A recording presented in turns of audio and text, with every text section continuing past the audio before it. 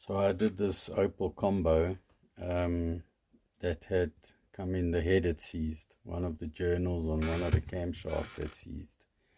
And we sent the owner of the vehicle wanted to do everything himself. So when I stripped the car, gave him the head and he took the head in, and he wanted to use his own engineering company.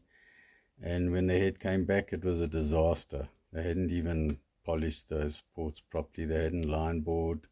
They said they acid dipped the head, and they did not, because when you acid dip the head, it will come out like looking brand new.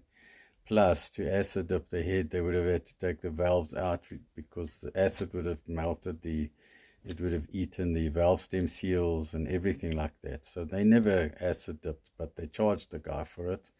I'm not going to name it shame on this platform, but you know, the wheel turns. So here's the story about fixing the Opel Combo. Trying to blow out all the little channels and things on this head was a bit difficult. But right over here, you can see something blow out of there. And so that unblocked the half of the head.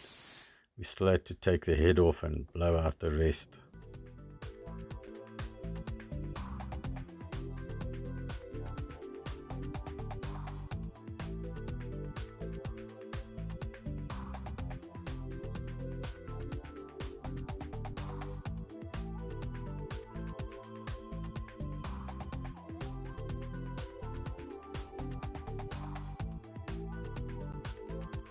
This is just to show that this thing was definitely not acid dipped, because this thing, look at the fault that's coming out of this thing. This was acid dipped, then I don't know. This is totally and utterly blocked, as you can well see. Look here. So there's no ways this thing was acid dipped. There's no ways this thing was cleaned.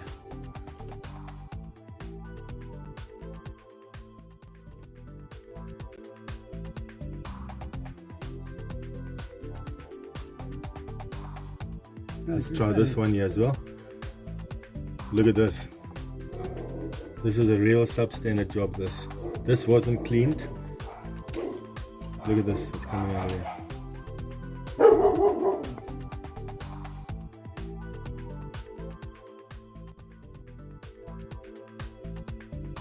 The serpentine belt tensioner was completely broken, so we had to get a new one.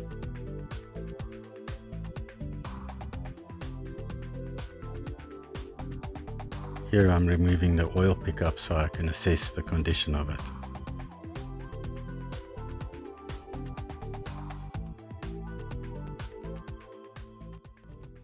Take a look at how blocked this oil pickup was. I'm not surprised the head seized. Change your oil regularly, guys. This is a vast difference to what it was before. The oil filter was in a shocking state. And inside the housing where that cartridge fits into, there's supposed to be a tube which was completely broken out. The tube has a non-return valve which keeps the oil filter housing primed and prevents dry startups, which causes damage to your engine. Now that thing is relatively cheap, but to try source one would have taken a while, so the owner opted to get an entire new housing which has the cartridge in, the tube and everything. You just bolt off the old housing and bolt on the new one. Then it was time to get the timing in.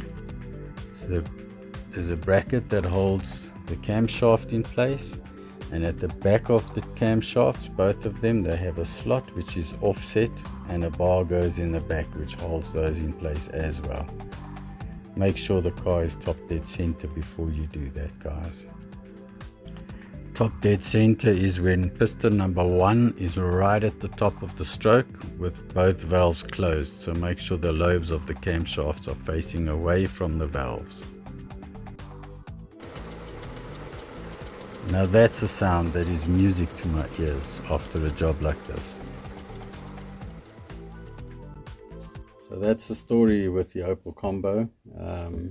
Everything sorted in the end. I had to take the head off twice, unblock it myself because all the oil ports in that were blocked, And when I first put the head on, it sounded terrible because there was no oil getting to some of the ports on the cams and that. So I had to take the head off again, second time, unblock it myself using compressed air and wires and stuff, and eventually got it right. Put the head back on, and that's the video that you see right at the end there. It was running beautiful. So from startup, it made a bit of a noise. I did obviously oil all the journals and stuff. It did make a bit of a noise until it settled and the oil started to get to everywhere on the head. So thankfully the job came out okay. Thanks so much for watching this video. Please like and subscribe if you enjoyed the content. If you have any questions, queries or comments, please put them in the comment section below. Take care guys. Bye for now.